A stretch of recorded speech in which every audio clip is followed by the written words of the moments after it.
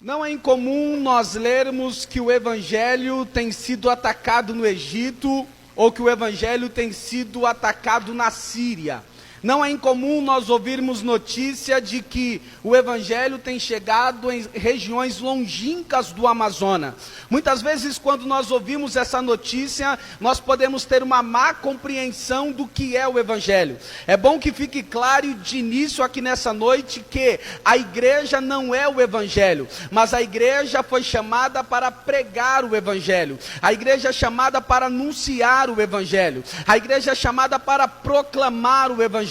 Quando nós estamos dizendo que o Evangelho tem sido atacado na Síria, seria o mesmo que disser que Jesus Cristo tem sido atacado na Síria. Eu já vi diversos pregadores dar definições sobre o que é o Evangelho. Alguns dizem que o Evangelho é isso, o Evangelho é aquilo, o Evangelho é um conceito, o Evangelho é um pensamento, o Evangelho é uma ideia, o Evangelho é um movimento. Mas nessa noite nós aprenderemos com as Escrituras que o Evangelho é o Senhor Jesus Cristo. O que é o Evangelho? O Evangelho é o Senhor Jesus. O que é o Evangelho? O Evangelho é a boa notícia de Deus para nos salvar. O Evangelho é a boa notícia de Deus para nos resgatar. Efésios capítulo 2, verso de 8 a 9, a Bíblia diz que nós estávamos mortos em deleitos e pecados, mas Deus, pela sua infinita graça com a qual nos amou e nos resgatou pelo sacrifício de Jesus Cristo na cruz do Calvário, nos deu vida, a vida eterna e vida com abundância. Se nós estamos aqui nessa noite com a oportunidade de louvar, de ouvir a exposição da palavra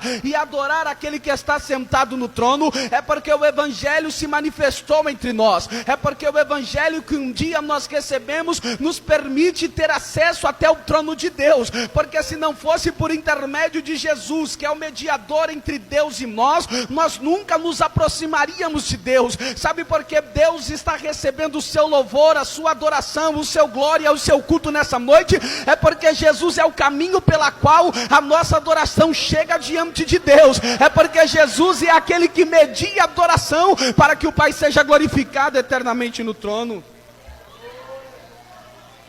Nós não devemos passar a crer que a igreja é o Evangelho. Então, quando eu digo que o Evangelho tem sido atacado na Síria, é o mesmo que dizer que Jesus tem sido atacado na Síria. Quando eu digo que o Evangelho tem chegado em regiões longínquas do Amazonas, é o mesmo que dizer que Jesus está chegando em regiões longínquas do Amazonas. O Evangelho de Deus é sobre a salvação em Jesus Cristo. O que é o Evangelho, pastor? O Evangelho de Deus é sobre a salvação na pessoa de Jesus Cristo. Não existe salvação fora de Jesus Cristo, não existe salvação em outro lugar. Tem um ditado popular aí no mundo que diz que todo caminho leva a Deus, que toda religião é boa, mas o Evangelho diz não, o único caminho que leva a Deus é Jesus Cristo, porque ele disse: eu sou o caminho, a verdade e a vida, e ninguém vem ao Pai a não ser por mim. A proposta do Evangelho é uma proposta singular. Ele é o caminho singular, ele é a verdade singular, ele é a vida singular,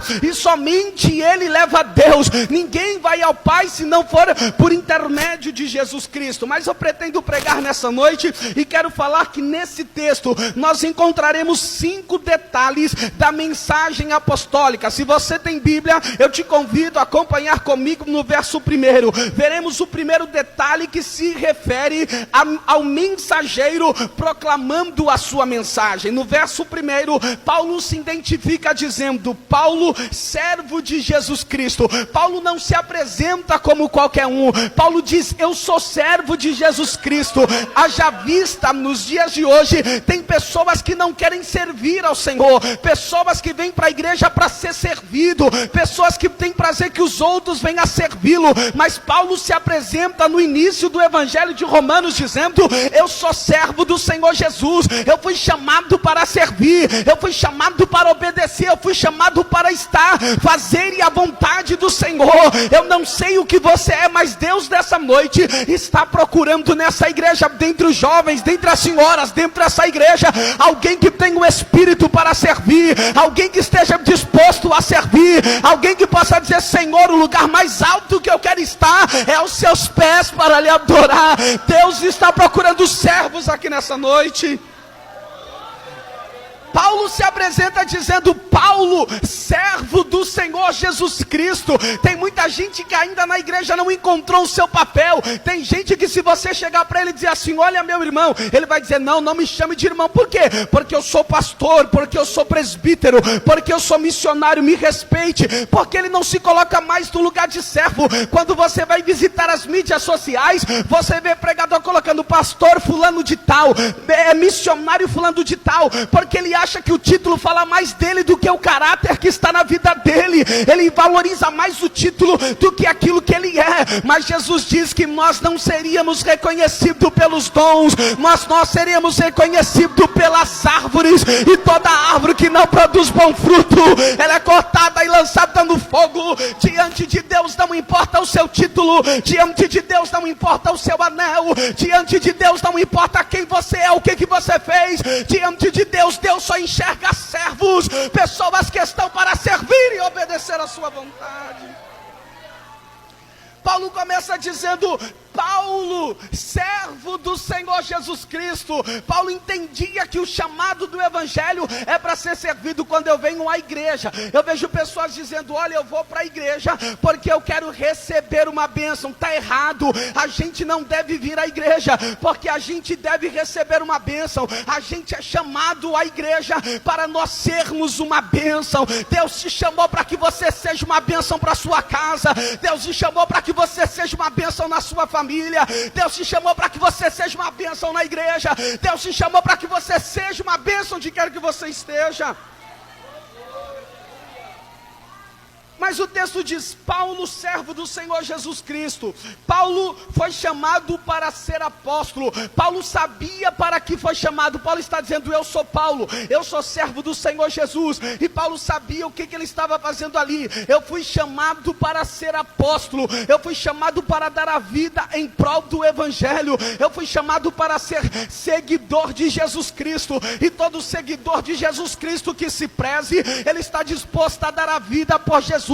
Todo seguidor de Jesus Cristo que se preze, ele não está disposto a apenas passar uma temporada na igreja e nos momentos difíceis ou adversos da vida, na primeira luta, ele abandonar a igreja. Paulo diz: eu sou apóstolo, eu fui chamado para seguir o meu Senhor. Eu não estou aqui passando uma temporada, eu não estou aqui por um momento, eu não estou olhando para as tribulações do tempo presente, porque tenho por certo que a glória que me espera é muito maior do que o sofrimento que eu estou passando aqui nesta vida.